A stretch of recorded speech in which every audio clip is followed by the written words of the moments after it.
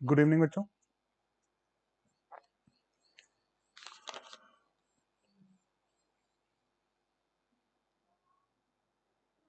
विदेशी व्यापार final touch देंगे आज। एक तरह से इस बुक के बहुत अबाउट टू फिनिश है।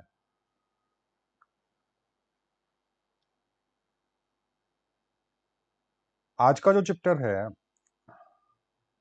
आज का जो टॉपिक है, उस टॉपिक में आपको इंटरेस्ट आएगा। काफी इंटरेस्टिंग है।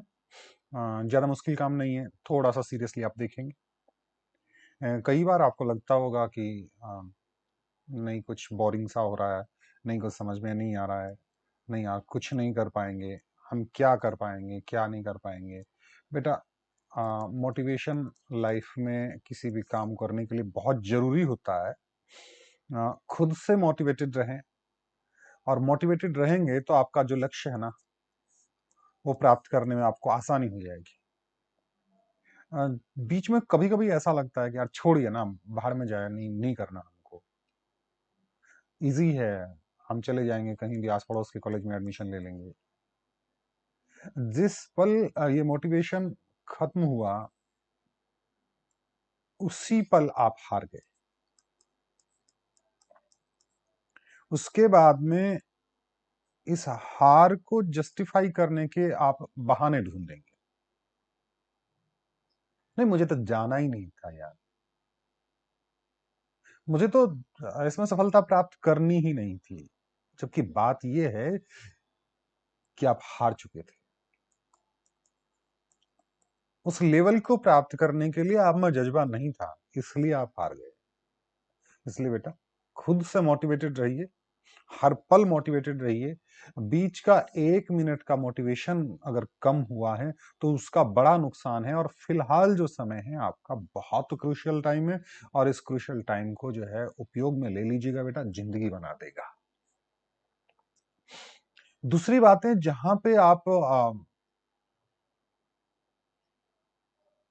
इंटरेस्ट रखते हैं, जहां पे जिस काम में आपका मन लगता है, वो फिलहाल इंपॉर्टेंट नहीं है। फिलहाल इंपॉर्टेंट है आपकी ये तैयारी। 21 मई आपके एग्जाम स्टार्ट हो जाएंगे। 14 मई को आपके सिटी इंटीमेशन जारी हो जाएंगे, आपकी सिटी बता दी जाएगी, आपका शहर बता दीजिएगा। लेकिन लगभग हमको पता है कि हमने झुंझुनू भरा है, तो झुंझुनू जिले में कहीं ना कहीं हमको सेंटर मिलेगा। ये 30 अप्रैल को जारी होना था। किसी ने मुझसे पूछा ही था कि सर आज होना है क्या, तो मैंने उसको मना किया था, नहीं आज कुछ नहीं हुआ है।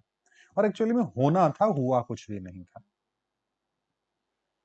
14 मई को आपका सिटी इंटीमेशन बता देंगे, और आपकी परीक्षा जिस दिन भी होगी, 21 से 31 मई के बीच में आपकी परीक्षाएं होनी है। पिछली बार का जो अनुभव है वो ये कहता है कि पिछली बार जिस दिन से परीक्षा स्टार्ट हुई थी, पहले ही दिन हमारे बच्चों का एग्जाम था। तो आप ये मान के चलिए कि आपकी एग्जाम जो है वो 21 मई को होगी। और 21 मई से 3 दिन पहले मान के चले हम, 18 तारीख या 19 तारीख के लगभग, आपके एडमिट कार्ड जो है वो ऑनलाइन जारी कर दिए जाएंगे। ऑनलाइन जारी करने के लिए, उसको डाउनलोड करने के लिए आपके पास आईडी है, पासवर्ड्स हैं, आपको याद होंगे। अप्लाई के टाइम पे मैंने शायद आपको लिख के दिए होंगे। और फिर भी अगर कोई खो जाए किसी के पास आईडी पासवर्ड, तो घबराने की जरूरत नहीं है, उसको दोबारा से प्राप्त कर लेंगे हम। और आपके आईडी पासवर्ड जो है जहां मिलेंगे मिल जाएंगे, वरना फॉरगॉट पासवर्ड वगैरह के ऑप्शन हमारे पास आते हैं, तो उससे आपका एडमिट कार्ड जो है वो डाउनलोड हो जाएगा। ये कोई बहुत बड़ा इशू नहीं है। इशू है मोटिवेशन का। जहां तक मैं देख पा रहा हूं, हमारे जो बच्चे थे लगभग तैयारी कर रहे हैं। किन्हीं कारणों से अगर कोई बच्चा तैयारी नहीं कर पा रहा है, तो अब भी मान के चलिए कि आपके पास थोड़ा सा टाइम है, 10-15 दिन का। एक बार सिलेबस आपका किया हुआ है आपने एग्जाम के टाइम में, और आप चाहें तो एक रिवीजन जो है वो कर सकते हैं। तो एक थोड़ा चांस हम मान के चलते हैं, आपने पूरे इस एग्जाम के बाद में तैयारी नहीं की है। तो हालांकि मुश्किल काफी है आपके लिए, लेकिन फिर भी हम ये नहीं कह सकते कि अब कुछ नहीं हो सकता, अब भी हो सकता है अगर आप चाहें तो। स्टार्ट करते हैं हम विदेशी व्यापार में आगे। विदेशी व्यापार में क्या क्या चीजें हमने कल देखी थी। कल जो है हम देख रहे थे कौन कौन से प्रमुख आयात थे, कौन कौन से प्रमुख निर्यात हमारे जो थे, कितनी मात्रा में, किस साल ज्यादा हुआ, किस साल कम हुआ, उसके बारे में हम देख रहे थे। आज देखेंगे कि भारत के भुगतान शेष जो है वो कितने हैं। भारत के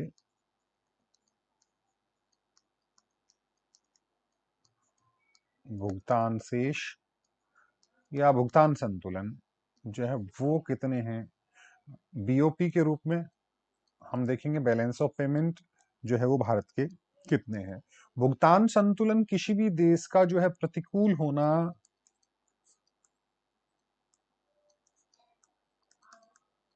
उस देश के लिए गंभीर समस्या होती है, और प्रतिकूल होना गंभीर समस्या है कि नहीं है उससे पहले हम ये देखेंगे कि ये बीओपी है क्या। हालांकि हम इसके बारे में हम देख चुके थे, और दो नाम आपके सामने आते हैं, भुगतान संतुलन और एक आपने पढ़ा होगा व्यापार संतुलन। ये आपका बैलेंस ऑफ पेमेंट्स, ये बैलेंस ऑफ ट्रेड। व्यापार संतुलन जो है वो केवल उसमें आयात और निर्यात शामिल किए जाते हैं, आयात और निर्यात शामिल किए जाते हैं।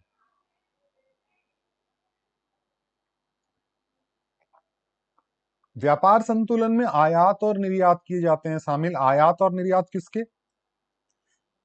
दृश्य और अदृश्य वस्तुओं के। हाँ, दृश्य और अदृश्य मदों की, कहने का मतलब वस्तुओं के और सेवाओं के।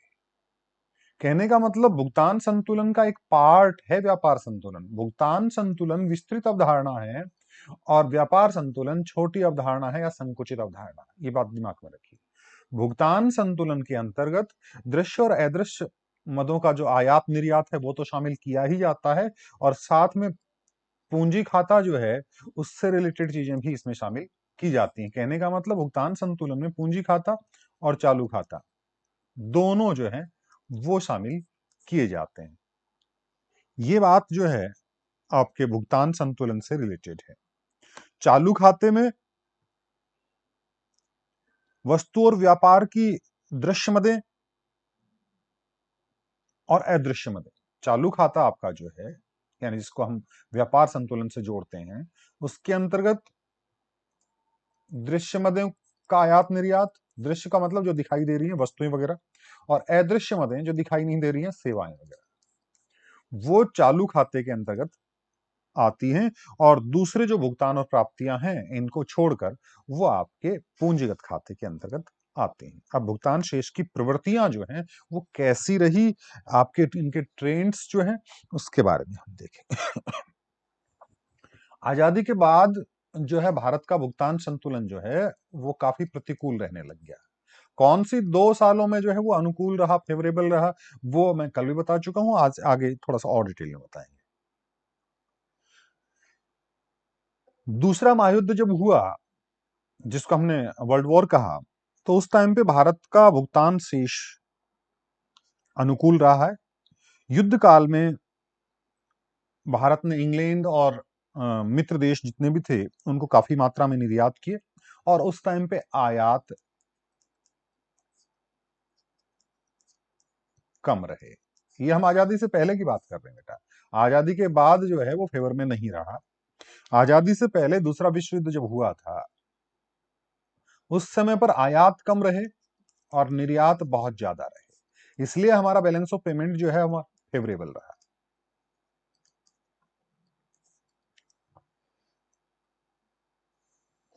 लेकिन जब देश आजाद हुआ और आजाद होने के बाद में जब भारत पाकिस्तान का विभाजन हुआ, इस विभाजन के बाद भारत के निर्यातों की बजाय भारत के आयात जो है वो काफी बढ़ गए, और निर्यातों की बजाय आयात जब बढ़ेंगे तो आपका भुगतान संतुलन जो है वो नेगेटिव जाएगा, फेवरेबल नहीं रहेगा, और भुगतान शेष की कठिनाइयों का सामना जो है वो करना पड़ा। इसको हम एक टेबल के माध्यम से जो है वो देखेंगे।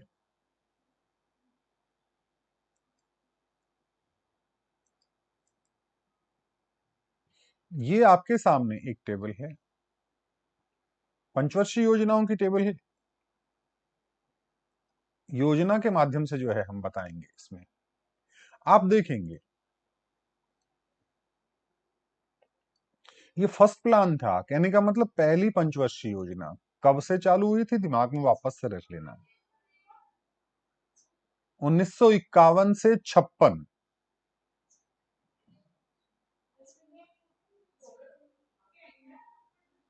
1951 से 56।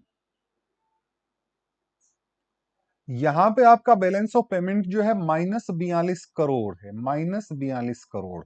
कहने का मतलब यहां पे निर्यात और आयात का जो अंतर है वो 42 करोड़ का है। यहां पे आपके आयात कम हुए हैं, सॉरी, आयात अधिक हुए हैं और निर्यात कम हुए। सेकंड प्लान जो 1956 से 61 था, यहां पे -1725। माइनस का मतलब यहां पे है कि आपका जो बैलेंस ऑफ पेमेंट है वो आपके फेवरेबल नहीं रहा है, घाटे में गया है, -1700। आप देखेंगे कि फोर्थ प्लान और फिफ्थ प्लान, इसमें जो 2 साल थे, और 1 साल इसमें और 1 साल इसमें, और पूरी योजना की बात करें तो +100 का फेवरेबल था और +3082 करोड़ का फेवरेबल था। अगर प्लान की बात करें, ये 2 योजनाएं हमारी जो थी, चौथी योजना और पांचवी योजना, इसमें हमारा फेवरेबल रहा है। और इसमें से भी कब फेवरेबल रहा है, इस योजना का 1972-73 में पहले बता चुका हूं आप। इस योजना का 1972-73 और इस योजना का 76-77, 2 बार फेवरेबल रहा है। 2 बार हमारा बैलेंस ऑफ पेमेंट अनुकूल रहा, फेवरेबल मतलब अनुकूल रहा है। बाकी आप देखेंगे आजादी के बाद से, जब से योजनाएं चालू हुई हैं तब से लेके आजादी तक, सॉरी, अभी तक आप देखेंगे, लास्ट में देखेंगे 2021 का आंकड़ा जो है वो काफी भयानक आंकड़ा है। -1,82,070 करोड़ रुपए जो है भुगतान संतुलन प्रतिकूल रहा है। ये आंकड़े हैं RBI handbook of statistics on Indian economy 2021, और इकोनॉमिक सर्वे जो है 2021-22 का, उसके आंकड़े हैं। उसके बाद एक इकोनॉमिक सर्वे और जारी हो चुका है अभी फिलहाल, वो 2022-23 का, जब बजट आपका 23-24 का जारी हुआ था उसी टाइम पे। तो ये आपके भुगतान संतुलन के प्रतिकूल होने के आंकड़े जो हैं वो बताए जा रहे हैं। ठीक है बेटा।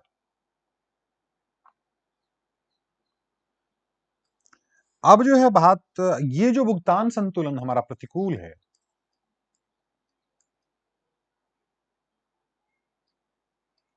ये हमारा भुगतान संतुलन प्रतिकूल है, इसके कारण क्या है? भुगतान संतुलन प्रतिकूल होने के कारण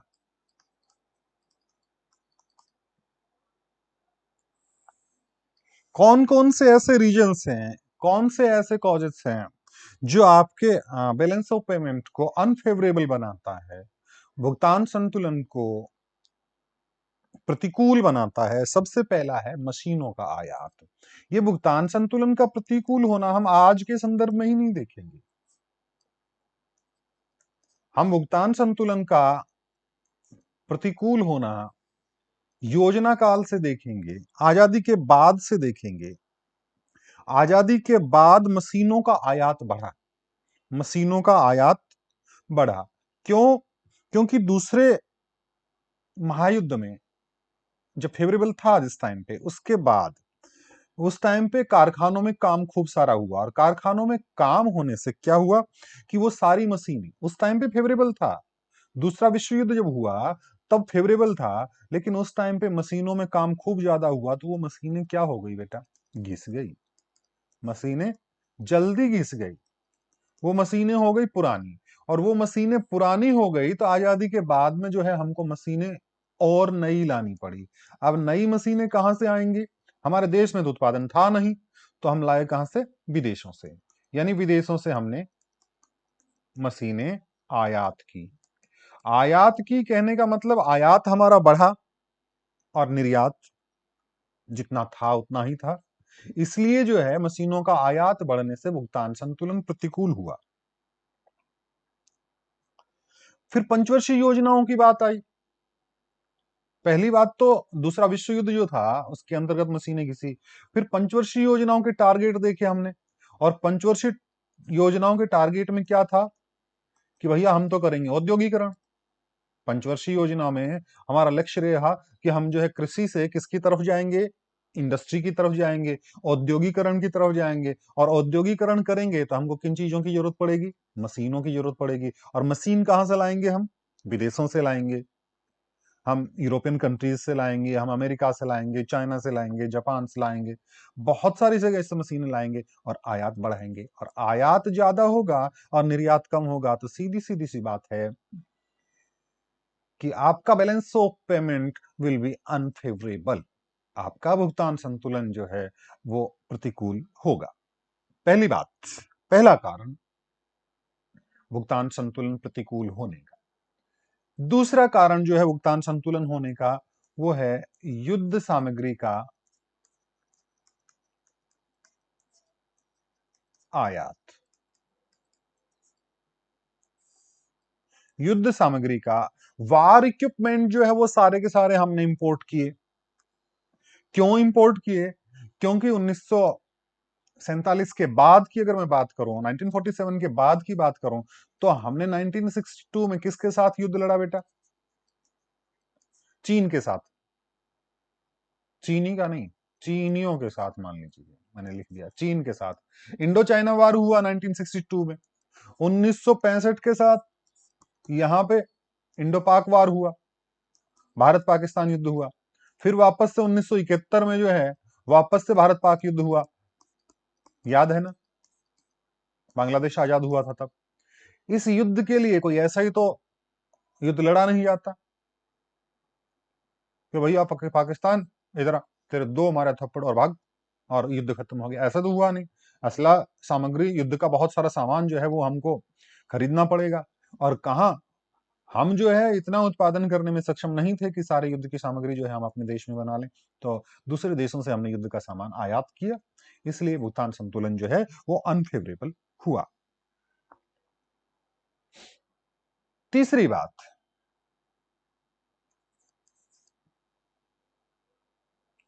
युद्ध के बाद क्या हुआ? उपभोक्ता वस्तुएं जो थी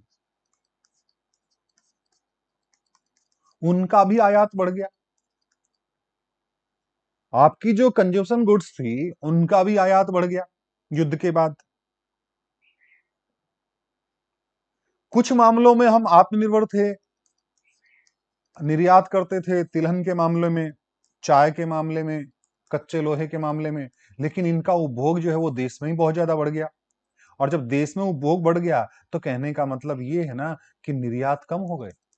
हम यहां ये तो नहीं कह सकते कि आयात बढ़ गए, लेकिन इन चीजों को हम बाहर भेज रहे थे और इन चीजों का उपयोग हम ज्यादा करने लग गए। उपयोग ज्यादा करने लग गए तो अधिशेष सामग्री कम बचेगी, अधिशेष कम बचेगी तो निर्यात कम हो गए। भुगतान संतुलन जो है वो बिगड़ता कब है? या तो निर्यात कम हो जाए या आयात बढ़ जाए। तो दोनों ही कंडीशन में आपका भुगतान संतुलन जो है वो अनफेवरेबल हो जाता है। तो यहां पे निर्यात कम हो गए। चौथी बात आपका है कीमत का असंतुलन।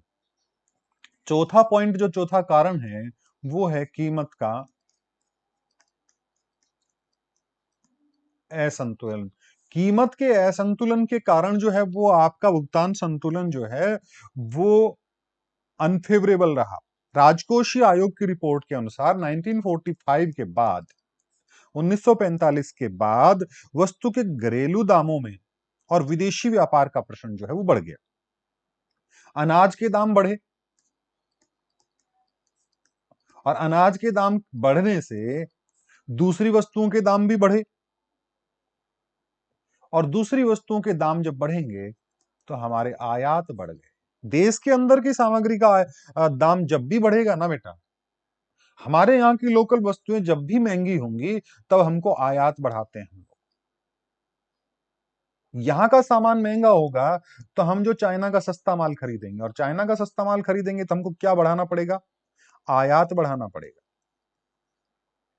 इसलिए अनाज के दाम बढ़े, अनाज के दाम बढ़ने से दूसरी वस्तुओं के दाम बढ़े, और दूसरी वस्तुओं के दाम बढ़ने से हमारे आयात बढ़ गए, और आयात बढ़ने से हमारा बैलेंस ऑफ पेमेंट अनफेवरेबल हो गया।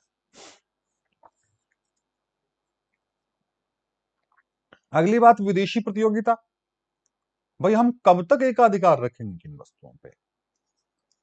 कभी ना कभी तो हमको कंपटीशन का सामना करना ही पड़ेगा। विदेशी प्रतियोगिता, कुछ मामलों में एकाधिकार था।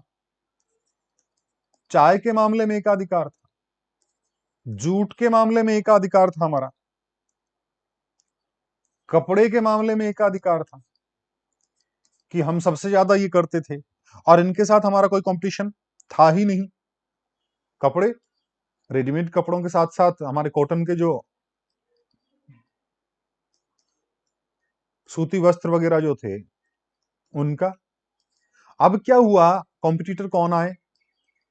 जूट में जो हमसे ही अलग हुआ, पूर्वी पाकिस्तान से जो अलग हुआ, बांग्लादेश। जूट के मामले में ये बड़ा कॉम्पिटिटर बन गया। चाय के मामले में भारत के नीचे जो लटका हुआ देश है यहां पे, कौन सा है? श्रीलंका। चाय के मामले में श्रीलंका हमारा कॉम्पिटिटर बन गया। और कपड़े, सूती वस्त्र जो हैं उनके मामले में पूर्वी अफ्रीका जो है वो हमारा कॉम्पिटिटर बना है। कहने का मतलब हमारा एकाधिकार खत्म हो गया। जूट के मामले में बांग्लादेश, चाय के मामले में श्रीलंका, और पूर्वी अफ्रीका जो है वो कपड़े के मामले में हमारा प्रतियोगी बन गया। और ये प्रतियोगी बने हैं तो इससे हम ये तो नहीं कह सकते कि आयात जो है वो बढ़ गए हों, लेकिन ये कह सकते हैं कि हमारा सामान खरीदने के बजाय इनका सामान भी तो लोग खरीदेंगे ना, इसलिए हमारे वाले निर्यात हो गए कम। कहने का मतलब निर्यातों में कमी आई। मैं बार बार बता रहा हूं कि भुगतान संतुलन कब बिगड़ता है? या तो आयात बढ़ जाए या आपके निर्यात जो है वो घट जाए। अगली बात, पेट्रोल की कीमतों में वृद्धि।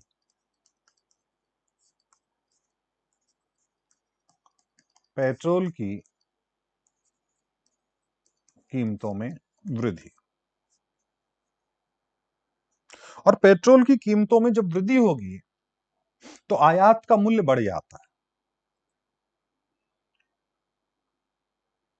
आयात महंगे हो जाते हैं। 1973 में पेट्रोल की कीमत, या पेट्रोलियम जो कच्चा तेल है जिसको हम कह रहे हैं, $2 प्रति बैरल थी। 1973 में $2 प्रति बैरल जो है वो थी। और आज के दिन जो क्रूड ऑयल का भाव है, जस्ट ए मिनट,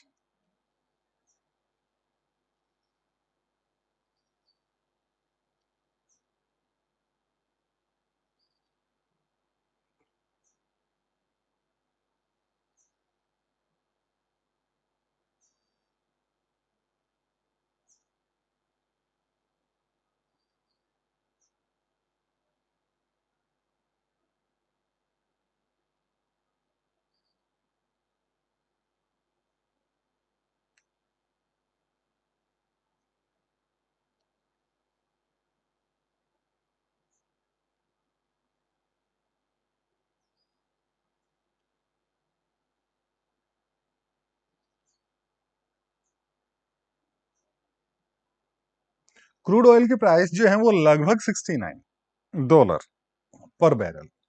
सोच के देखिए, बीच में हालांकि बहुत ऊपर भी गए हैं, वापस से नीचे आए हैं। $2 से लेके आज के दिन लगभग $69 जो है वो क्रूड ऑयल के रेट्स हैं। और क्रूड ऑयल के रेट्स इतने ज्यादा होने के कारण जो है हमारे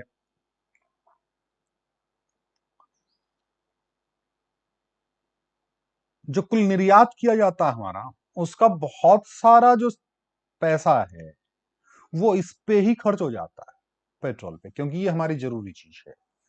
और इस पे बहुत सारा पैसा खर्च हो गया तो हमारे निर्यात हो जाते हैं कम। क्योंकि जिस पैसे से, जिस धनराशि से हम निर्यात बढ़ाएंगे, समझिए कि उसका बहुत सारा पैसा इसी पे खर्च हो गया। क्योंकि पेट्रोल खरीदना बहुत जरूरी है, पेट्रोलियम पदार्थ खरीदना बहुत जरूरी है, तो हमारा बहुत सारा पैसा, ये मान लीजिए कुल निर्यात का लगभग 50% पैसा जो है वो पेट्रोल के आयात पर खर्च किया जाता है। फिर बात आती है विदेशी ऋणों पर ब्याज का भुगतान, क्योंकि पूंजीगत खाते में आएगा ना वो। विदेशी ऋण जो हमने ले रखे हैं उस पर ब्याज का भुगतान बहुत सारा करना पड़ता है। इसने बताया कि 2019 तक कुल जो है 37,54,101 करोड़ का लोन जो है इस पे था, और उस पे 2,40,262 रुपए ब्याज ब्याज का भुगतान किया जाता था। 2,40,262 रुपए से ज्यादा का तो ब्याज ब्याज का भुगतान किया जाता था। और आज की बात करूं तो एक रफ सा आइडिया बताऊं तो लगभग 41 ट्रिलियन आज के दिन लोन है। तो इसके कारण से जो है वो भुगतान से असंतुलित हो जाता है, क्योंकि बहुत सारा पैसा किस में चला जाता है, ब्याज भुगतान में चला जाता है। क्योंकि भुगतान संतुलन में दोनों खाते आते हैं ना बेटा, याद रखना, चालू खाता और पूंजीगत खाता दोनों आते हैं। और ये चीज किसकी है, ये पूंजीगत खाते की है। अब जब इतनी सारी समस्याएं हैं भुगतान संतुलन की, ये कारण हैं, तो उसको ठीक भी तो किया जाना चाहिए ना। और ठीक करने के कौन कौन से उपाय हो सकते हैं उसके बारे में देखेंगे।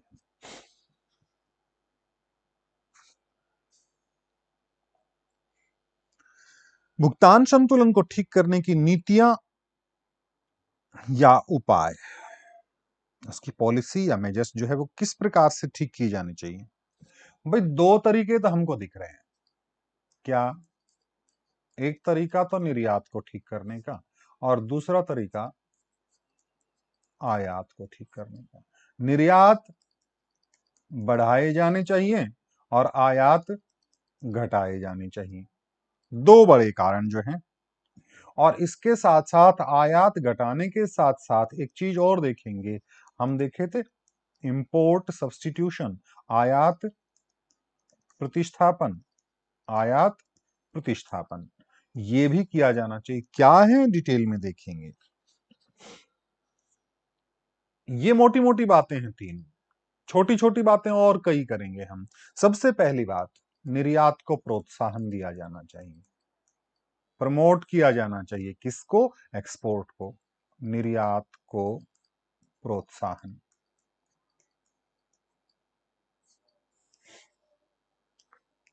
क्योंकि जब भी भुगतान संतुलन प्रतिकूल होता है तो ये सबसे बढ़िया उपाय है कि निर्यात को जो है उसको बढ़ाया जाए। निर्यात को प्रोत्साहन देने के लिए क्या किया जाना चाहिए? निर्यात पे से जो एक्सेस टैक्स लगे हुए हैं ना बहुत सारे, उन टैक्स को अगर पॉसिबल हो तो खत्म कर दो, और पॉसिबल नहीं है तो कम कर दो। और जब टैक्स खत्म हो जाएंगे या कम हो जाएंगे तो देश की कंपनीज, देश की जो अथॉरिटीज एक्सपोर्ट करती हैं वो ज्यादा एक्सपोर्ट करेंगी, उनको सुविधाएं ज्यादा दी जाएं, नियमों में जो थोड़ी बहुत ढील दी जानी चाहिए, यातायात की सुविधाएं जो हैं उनको कम लागत पे प्रदान करो। जहाज वगैरह में सामान लेके जाएंगे उन पे कम लागत पे हैं तो ज्यादा निर्यात होगा। उनको साख की सुविधाएं अच्छी दो, टाइम पे उनको लोन मिल जाए, तो ज्यादा से ज्यादा निर्यात जो है। और एक इंपॉर्टेंट बात, अपनी जो वस्तुएं हैं उनका विदेशों में जाके प्रचार करो। देखिए भाई साहब, हमारा सामान आ गया है और ये सामान बहुत बढ़िया क्वालिटी का है, 2 साल तक इस सामान को ठोक के बजा के देखिएगा, कुछ भी बिगड़ेगा नहीं इसका। जिस तरह से हमारे बसों में प्रचार करते हैं ना छोटे छोटे सामान बेचने वाले का, विदेशों में जाके उसका बड़े बड़े ब्रांडिंग करनी पड़ेगी उसका। प्रचार करना पड़ेगा, लोगों को बताना पड़ेगा कि हम इस सामान का एक्सपोर्ट कर रहे हैं और ये सामान जो है वो हमारा बहुत अच्छी क्वालिटी का है या बहुत सस्ता है, जो भी रीजंस हैं वो हम बताएंगे। तो उससे क्या है कि हमारे निर्यात को मिलेगा क्या? प्रोत्साहन मिलेगा बेटा। क्या मिलेगा? प्रोत्साहन मिलेगा। दूसरा, प्रोत्साहन अकेले से काम नहीं चलेगा, अगर उत्पादन ही नहीं होगा तो उत्पादन में वृद्धि करनी बहुत जरूरी है, क्योंकि देश के अंदर उत्पादन बढ़ेगा ना, तभी तो हम निर्यात को बढ़ाएंगे। आयात कम करने चाहिए और निर्यात बढ़ाने के लिए आवश्यक है कि देश में खेती का सामान, जो कृषि उद्योग है, उद्योगों का, खानों का उत्पादन जो है वो बढ़ाया जाना चाहिए। जूट का सामान जहां हम कॉम्पिटिटर हैं, लेकिन उसके मामले में हम काफी स्ट्रांग भी हैं। चाय के मामले में काफी स्ट्रांग है, इनका उत्पादन और बढ़ाया जाए। सूती कपड़ा का मामला जो है, कॉफी का मामला जो है, इसमें हम काफी स्ट्रांग हैं, तो इनका उत्पादन और बढ़ाया जाए। कुछ निर्मित सामग्री जो है, बिजली का सामान है, पंखे का सामान है, इंजीनियरिंग की चीजें हैं, हमारा सॉफ्टवेयर है, जिनमें हमारा स्ट्रांग पॉइंट है, उनके उत्पादन को बढ़ाया जाना चाहिए और उत्पादन क्षमता का पूर्ण उपयोग किया जाना चाहिए, तो उत्पादन में वृद्धि। तीसरी बात है व्यापारिक समझौते।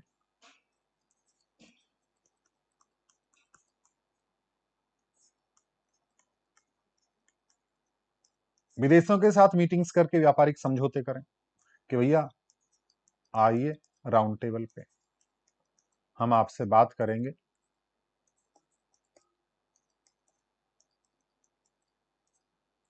चाय पियेंगे और बात करेंगे बैठ के, और बैठ के बात करेंगे तो हम आपस में जो है कर लेते हैं क्या? व्यापार। हाँ भैया, कौन कौन सी चीज की आपको जरूरत है, कौन कौन सी चीज को जरूरत आपकी है, तो व्यापारिक समझौते से जो है हमारे निर्यात बढ़ाए जाने चाहिए। विदेशी निवेश को प्रोत्साहन दिया जाना चाहिए। विदेशी निवेश, बाहर के जो कंपनीज हैं, जिनको हम एमएनसीज कहते हैं, मल्टीनेशनल कंपनीज हैं, उनको कहते हैं कि आइए भैया जी, हमारे यहाँ पे कंपनी खोलिए, हमारे यहाँ पे पैसा लगाइए, हमारे यहाँ की कंपनी में पैसा लगाइए और यहाँ पे उत्पादन करिएगा। और यहाँ पे उत्पादन बढ़ेगा तो सीधी सी बात है कि देश के अंदर उत्पादन बढ़ेगा तो हम क्या ज्यादा करेंगे? निर्यात ज्यादा करेंगे।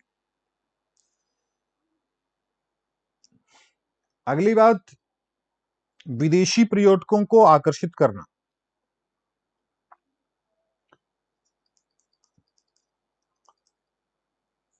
विदेशी पर्यटक जो है, उनको इधर बुलाइएगा, उनका सम्मान करिएगा और हमारी सुविधाएं जो हैं उनको बढ़ाइएगा, अट्रैक्टिव बनाइएगा। लोगों को बताइएगा कि हमारे यहाँ पे ताजमहल है, हमारे यहाँ पे लाल किला है, हमारे यहाँ पे किठाना है, हमारे यहाँ पे सुल्ताना है, और सुल्ताना में ये है, वहाँ के रोड देखिए, और ऐसे रोड हैं सुल्ताना के। निशु, अ, ऐसे रोड हैं बेटा, और सुल्ताना के बस स्टैंड के आसपास जाए ना, तो आप झुक के देखेंगे ना तो आपका चेहरा साफ साफ दिखाई देगा। और ये बात जब हम इंग्लैंड में बताने जाएंगे ना, तो इंग्लैंड वाले दौड़ के आएंगे। फ्रांस में बताने जाएंगे ना, तो फ्रांस वाले दौड़ के आएंगे। अरे, इंडिया में चलेंगे, इंडिया में कहाँ जाएंगे? इंडिया में एक स्टेट है, बहुत डेजर्ट एरिया है वहां पे, और क्या नाम है उसका, राजस्थान। राजस्थान में एक बहुत बड़ा टाउन है, टाउन जिसका नाम है सुल्ताना। और सुल्ताना के रोड्स जो हैं ऐसे बने हुए हैं कि उनके अंदर से हमारा चेहरा आईने की तरह से दिखाई देता। फिर यहाँ पे आके देखेंगे तो कहीं ना कहीं रोड के बीच में खड्डा भरा हुआ होगा, उसके अंदर पानी भरा हुआ होगा, जगह जगह जगह जगह रोड होगा ही नहीं, पानी ज्यादा होगा, मुंह देख सकते हैं आराम से। ये तो है नेगेटिव बात। हमारे यहाँ का पर्यटक जो है कब आएंगे? जब हमारी सुविधाएं बढ़ाएंगे, पर्यटन स्थल जो है उनका विकास होगा। तो ये जब होगा तो विदेशी पूंजी हमारे यहाँ पे आएगी, और विदेशी पूंजी हमारे यहाँ पे आएगी तो भुगतान संतुलन जो है वो ठीक होगा। घरेलू कीमतों को बढ़ने नहीं दिया जाए। अगला पॉइंट है घरेलू कीमतों पर रोक। घरेलू कीमतों पर नियंत्रण कह सकते हैं, रोक नहीं कह के नियंत्रण शब्द ज्यादा बेटर है। अगर घरेलू कीमतें बढ़ेंगी ना, तो लोग बाहर वाला सामान ज्यादा खरीदेंगे। तो घरेलू कीमतों पर कंट्रोल रहेगा तो हम अपना सामान ज्यादा खरीदेंगे, अपना सामान ज्यादा खरीदेंगे तो हम आयात करेंगे कम, और आयात कम करेंगे ना बेटा, तो भुगतान संतुलन जो है वो अनुकूल रहेगा। आयातों पर विभिन्न प्रकार के प्रतिबंध लगाए जा सकते हैं। आयातों पर प्रतिबंध, निर्यातों पर सहूलियत दी जाती है, आयातों पर प्रतिबंध लगाए जाते हैं, इंपोर्ट ड्यूटी वगैरह बढ़ा दो और अन्य प्रकार के टैक्सेस बढ़ा दो, कुछ नियम कायदे कानून है उनको सख्त कर दो कि आप ये सामान जो है इधर लाओगे तो इसके ये नियम लगाएंगे, कुछ सख्त से कानून है तो बाहर से कोई कम लाएगा। आयात का कोटा निर्धारित कर दो कि भाई इससे ज्यादा सामान जो है आप बाहर से नहीं ला सकते। माल भाड़े में वृद्धि कर दो कि भैया जी आप यहां से यहां लग रहे हो तो इतना रुपए किराया लगेगा, लेकिन अगर विदेश से ला रहे हो तो माल भाड़ा आपका बहुत ज्यादा लगेगा।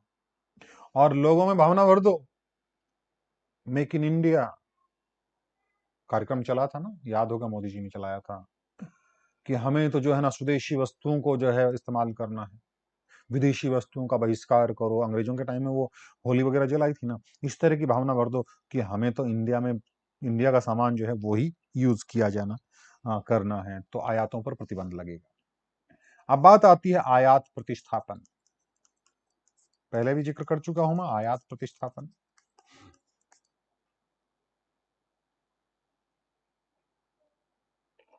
आयात प्रतिस्थापन का मतलब यह है कि जो वस्तु हमारे देश के लिए आयात की जाती है उस वस्तु का जो है आंशिक मात्रा में या पूरी तरह से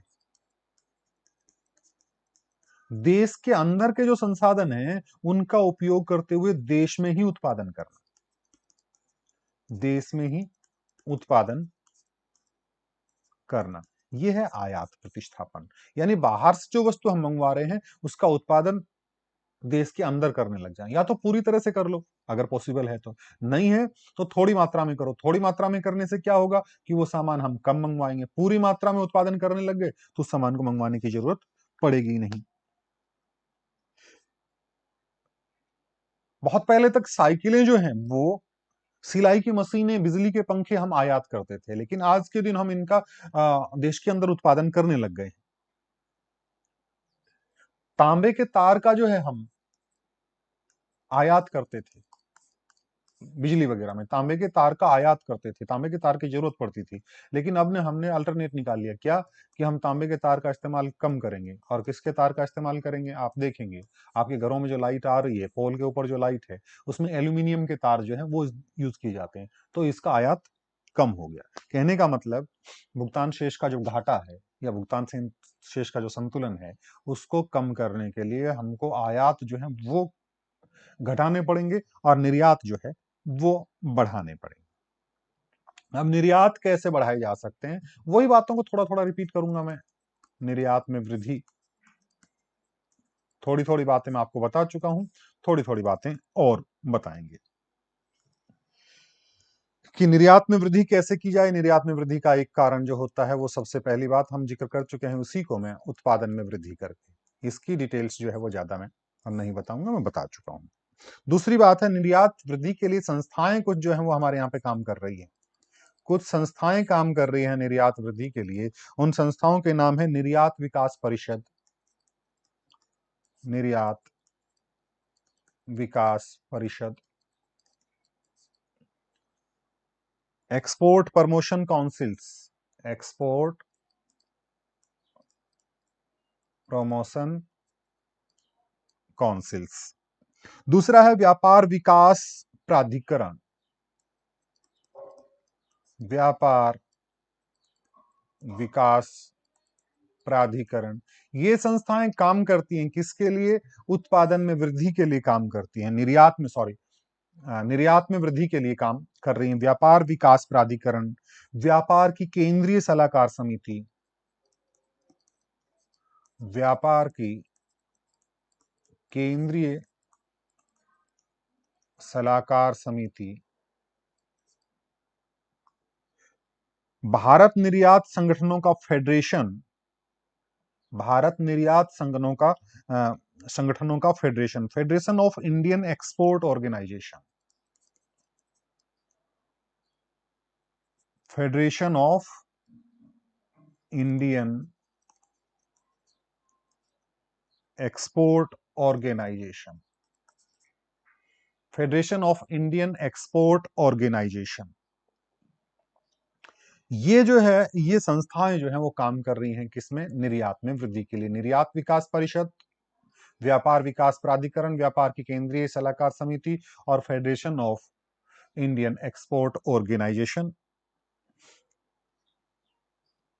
अब जो है बात आती है विदेशी व्यापार को किस प्रकार से बढ़ाया जाए, तो इसके लिए है विदेशी व्यापार का प्रशिक्षण दिया जाना चाहिए, ट्रेंड किया जाना चाहिए। विदेशी व्यापार कैसे किया जाए? विदेशी व्यापार का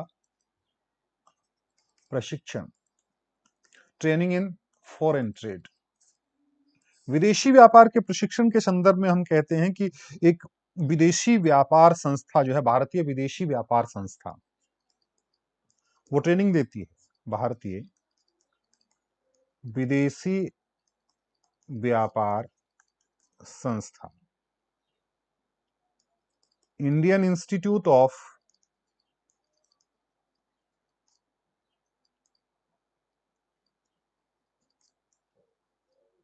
फॉरेन ट्रेड, 1967 में इसकी स्थापना हुई। ये विदेशी व्यापार के संदर्भ में ट्रेनिंग देने का काम ये संस्था करती है, भारतीय विदेशी व्यापार की। उसके बाद व्यापारिक समझौतों की बात आती है।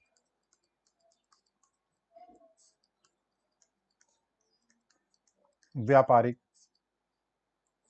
समझौते, व्यापारिक समझौते जो हैं वो किए जाने चाहिए। विदेशों से व्यापार बढ़ाने के लिए कई समझौते किए। 94 में एक संधि पे हस्ताक्षर किए हमने, 1994 पे एक संधि पे हस्ताक्षर किए, गेट संधि जिसको कहते हैं, आपने पढ़ा होगा। General agreement on tariffs and trade, general agreement on tariffs and trade, इस पे 94 में हस्ताक्षर किए विदेशी व्यापार समझौते के तहत। अब इसके बारे में भी थोड़ा सा जान लेते हैं। जनवरी 1948 में जो है ना इसकी स्थापना हुई। जनवरी 1948 में गेट की स्थापना हुई और ये अस्तित्व में रहा 1995 तक। 1995 तक। क्यों 1995 में जो है ना WTO की स्थापना हो गई, वर्ल्ड ट्रेड ऑर्गेनाइजेशन की स्थापना हो गई, और वर्ल्ड ट्रेड ऑर्गेनाइजेशन की स्थापना के बाद में इसका अस्तित्व जो है वो खत्म हो गया। दिमाग में रख लेना, गेट जो है वो अस्तित्व में रहा कब से? 1948 से लेके 1995 तक। 1948 से 1995 को, 1948 में अस्तित्व में आया था। सिग्नेचर वगैरह जो है वो 1947 में ही हो गए थे आजादी के टाइम, लेकिन ये अस्तित्व में आया कब? 1948 में। और इसमें जब समझौता हुआ था हमारा 1994 में, हालांकि उसके एक साल बाद में ही जो है WTO बन गया था, तो हम इसके एक साल सदस्य रहे, और इसके तहत 124 देशों के साथ समझौता हुआ था हमारे। कितने देशों के साथ सिग्नेचर हुए थे समझौता पे? 124 देशों के साथ समझौता हुआ था। गेट संधि पे जो हमने हस्ताक्षर किए, तब उसके द्वारा व्यापारिक समझौते के तहत हमने 124 कंट्रीज के साथ जो है वो पैक्ट किया था। अगली बात, निर्यात हाउस, एक्सपोर्ट हाउसेस।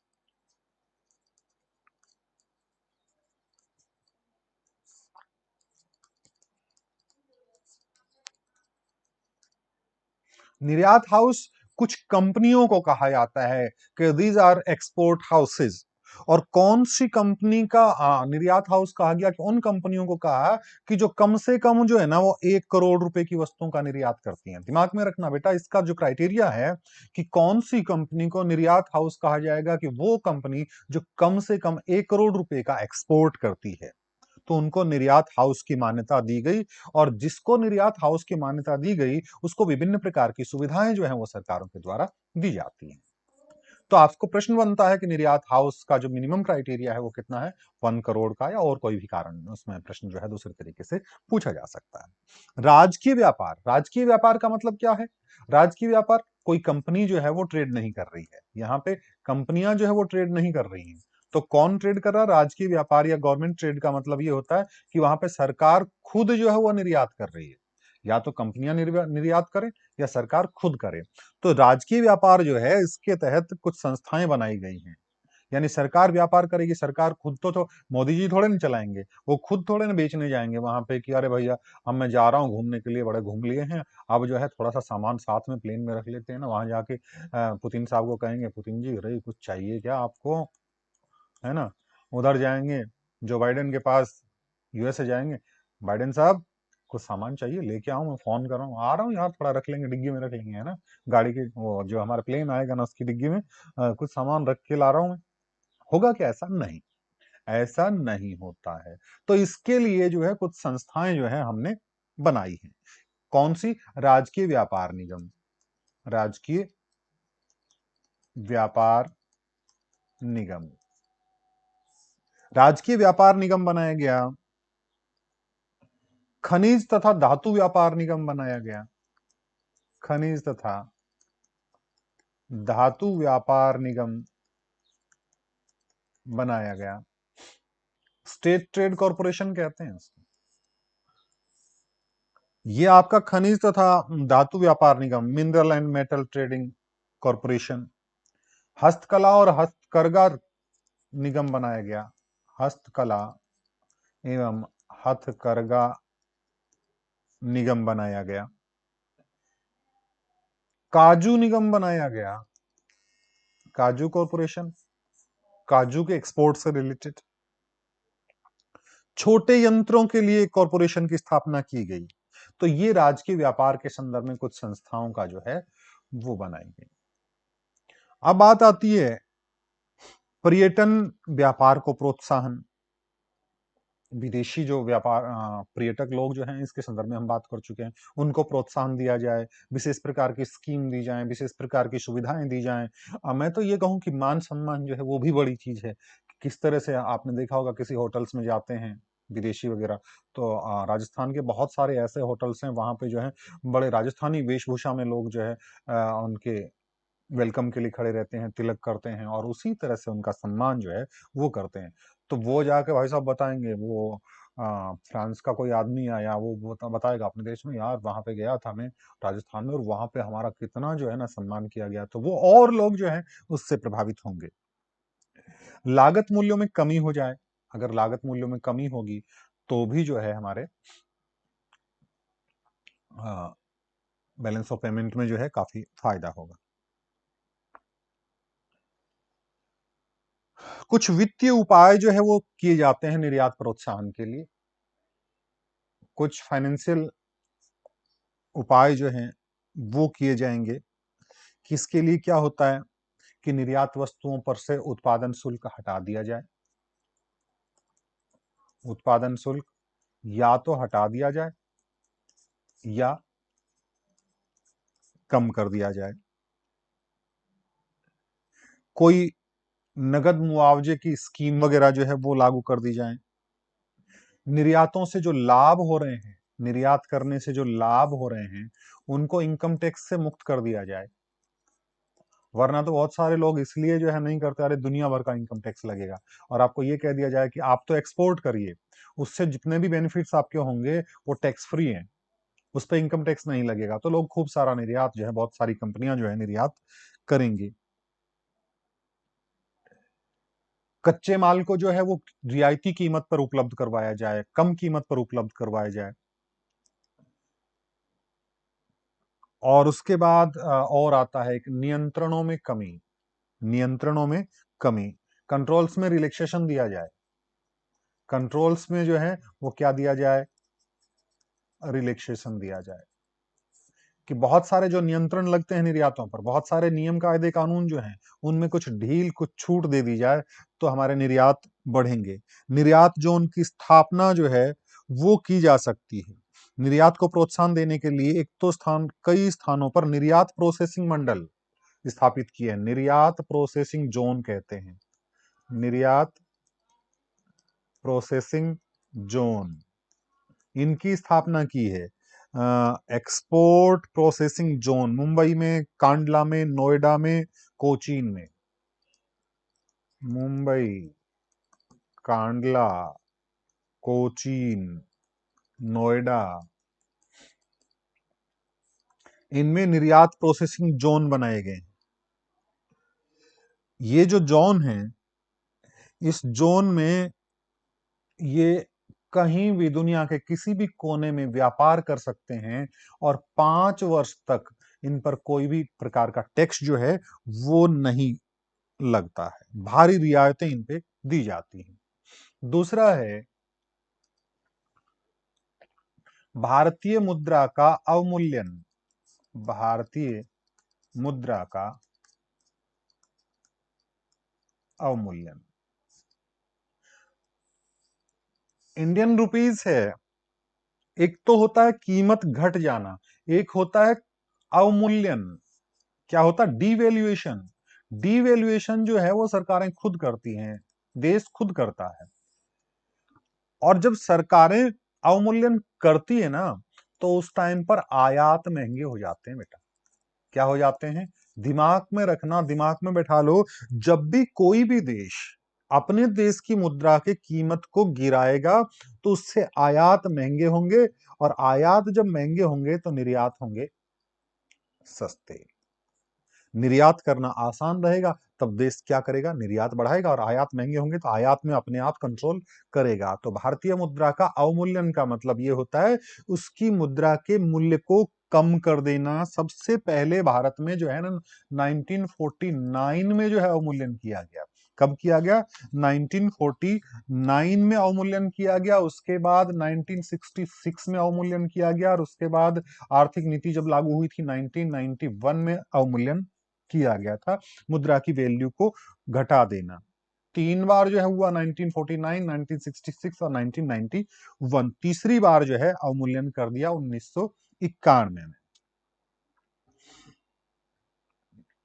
और जो है निर्यात को किस तरह से बढ़ाया जा सकता है? निर्यात वित्त के द्वारा, निर्यात फाइनेंस के द्वारा, एक्सपोर्ट फाइनेंस के द्वारा। कि निर्यात करने के लिए फाइनेंस सुविधाएं उपलब्ध करवाई जाएं, साख सुविधाएं उपलब्ध करवाई जाएं। निर्यातकर्ता को माल का निर्यात करने के तुरंत बाद 90% तक, जितना भी निर्यात किया है उसका 90% तक का मूल्य जो है बैंकों से लोन के रूप में मिल जाता है। तो वो करेगा कि भैया हमने निर्यात कर दिया, अब हमको लोन मिल गया था, हम और जो है प्रोडक्शन बढ़ा लेंगे, और प्रोडक्शन बढ़ाएंगे तो और निर्यात कर लेंगे, और निर्यात करेंगे तो उसके बाद में और लोन मिल जाएगा। तो इस तरह से जो है निर्यात बढ़ेगा।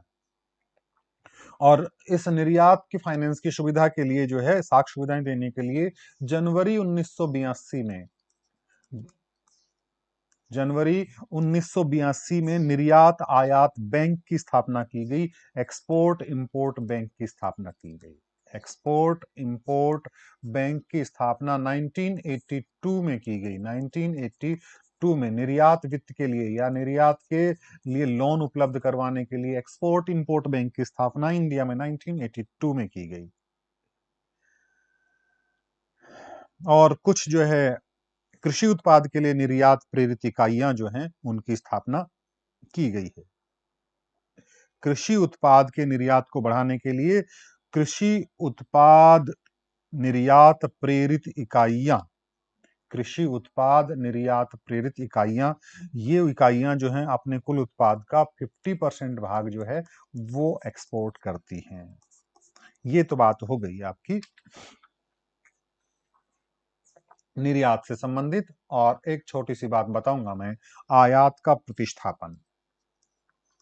आयात का प्रतिस्थापन। आयात के प्रतिस्थापन का मतलब मैं पहले बता चुका हूं कि जो भी सामान बाहर से हमारे यहां पे आ रहा है उसका आंशिक मात्रा में या पूरी तरह से ही उस वस्तु का उत्पादन, या वो जो जरूरी चीज है उसका कोई दूसरा अल्टरनेट ढूंढ लिया जाए। जैसे हमने कहा था ना कि हमें तांबे का आयात घटाना था, तो हमने तांबे का उत्पादन बढ़ाने के बजाय क्या कर लिया? एल्यूमिनियम का यूज करना शुरू कर दिया। उससे क्या हुआ? तांबे का अपने आप जो है आयात कम हो गया। यानी बहुत सारे मामलों में ये भी कह सकते हैं हम, या तो उस वस्तु के मामले में आत्मनिर्भर हो जाएं, हम सेल्फ डिपेंडेंट हो जाएं कि हमको दूसरे देश की जरूरत नहीं पड़े। तो ये आयात प्रतिस्थापन की नीति है। इसका मुख्य उद्देश्य ये है कि एक तो कच्चे माल के आयातों का घरेलू उत्पादों द्वारा प्रतिस्थापन करना, कच्चा माल जो बाहर से बढ़ा रहे हैं उसकी बजाय हम यहीं पे उत्पादन उसका करने लग जाएं। आयातित घटकों को कम करना, उसके विकल्प खोजना, जैसे हमने तांबे एल्यूमिनियम वाला उदाहरण बताया था। और इस जो नीति हमारी आयात प्रतिस्थापन की है, इसमें सरकार ने क्या किया है, घरेलू उद्योगों को काफी संरक्षण दिया है और बाहर से जो वस्तुएं आ रही हैं उनके ऊपर काफी सारे टैक्सेस लगा दिए, टैक्स बढ़ा दिए। टैक्स बढ़ाते ही क्या हुआ कि वो महंगा पड़ेगा, तो हमें यहां का जो है उत्पादन है उसको काम में लेना पड़ेगा, तो यहां वाला जो है ना उसको प्रोत्साहन मिलेगा। एक चीज और मैंने जो पहले बता चुका हूं कि आयात का कोटा निर्धारित कर दिया जाए।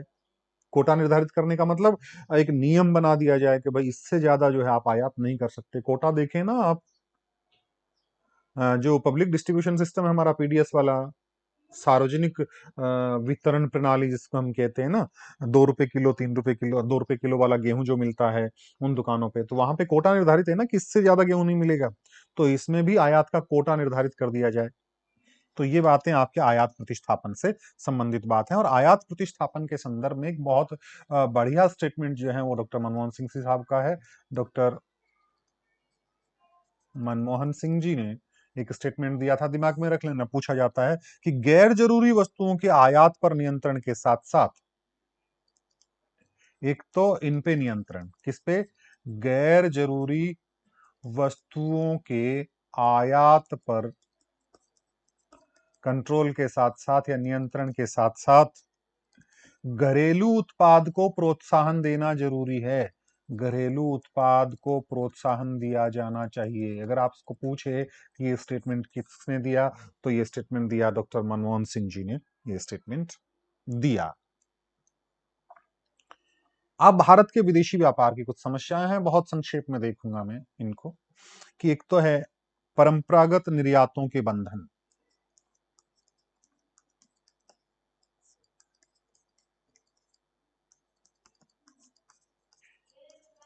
यानी हम बंधे हुए हैं कि अभी भी हम जो है ना चाय का करेंगे, जूट का करेंगे, कपड़े का करेंगे, बाकी तैयार माल का उत्पादन हम कम करेंगे। हम परंपरागत तौर पे उसी पे चल रहे हैं और इनमें मामलों में स्ट्रांग है, दूसरे मामलों में तो हम स्ट्रांग नहीं है। नहीं है तो बनिएगा भैया जी, बनिएगा, तभी तो हमारा निर्यात बढ़ेगा, और निर्यात बढ़ेगा तभी तो देश की इकोनॉमी जो है वो बूम करेगी।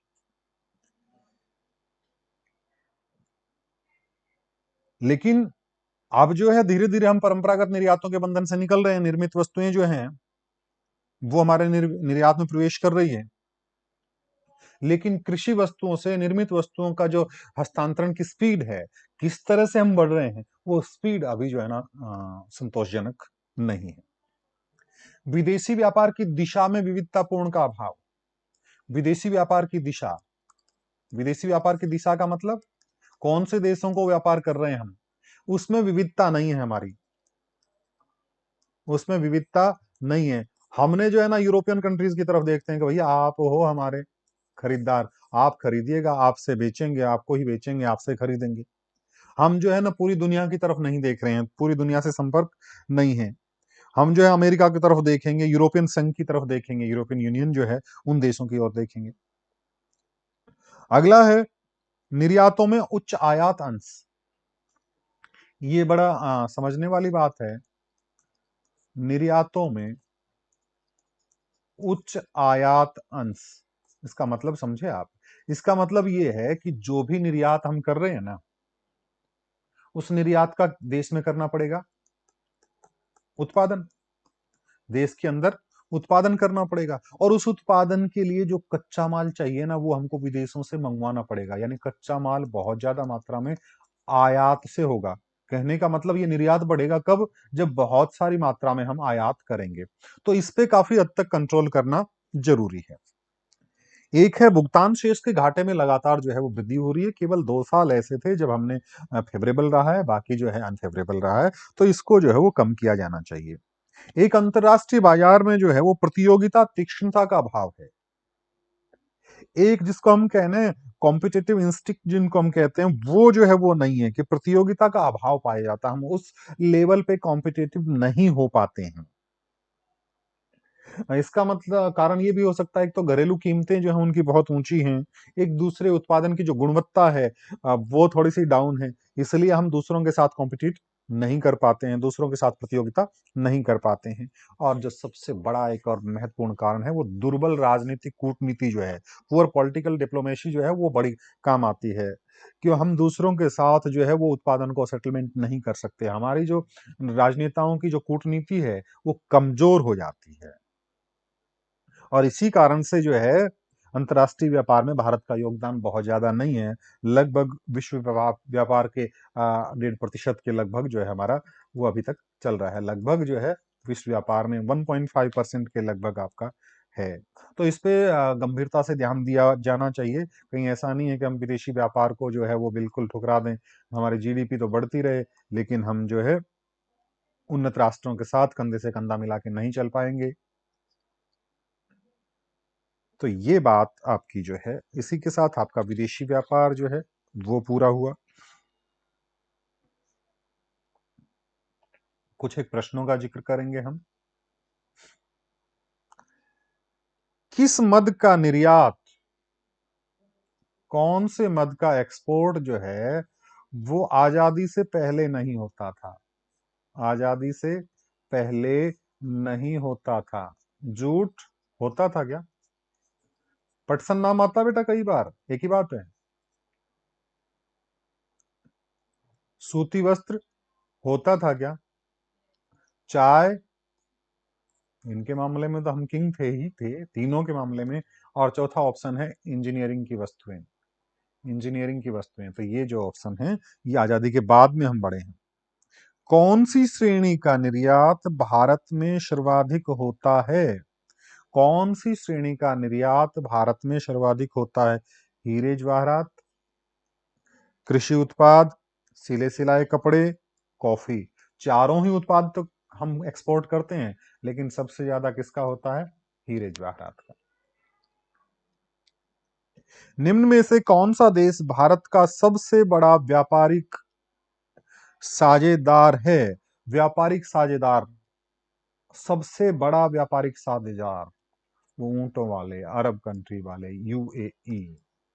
सारी वस्तुओं के संदर्भ में देखेंगे तो यूएई जो है वो सबसे बड़ा व्यापारिक साझेदार है।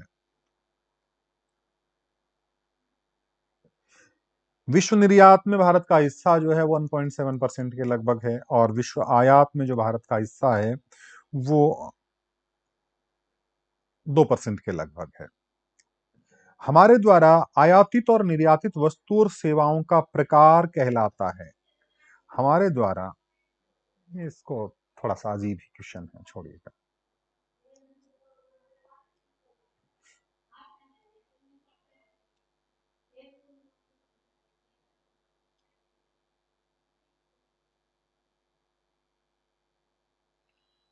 एक देश द्वारा अन्य देशों को अपनी वस्तु और सेवाओं का निर्यात करना और अन्य देशों से वस्तु और सेवाओं का आयात करना, इसको क्या है, देश के संदर्भ में बात करना, आना एंड जाना। ऑप्शन है व्यापार की रचना, ऑप्शन है भुगतान शेष, ऑप्शन है व्यापार की दिशा, विदेशी व्यापार की दिशा, ये इसमें सही ऑप्शन है। बस अब मिलते हैं हम, इलेक्शन ड्यूटी है तो आपसे मुलाकात नहीं हो पाएगी सैटरडे को एंड संडे को। 2 दिन आप अच्छे से पढ़ें, और मंडे को जो कुछ एक इम्पोर्टेंट चीज हैं उनको और बताएंगे आपसे। मिलते हैं सोमवार को, तब तक के लिए बाय।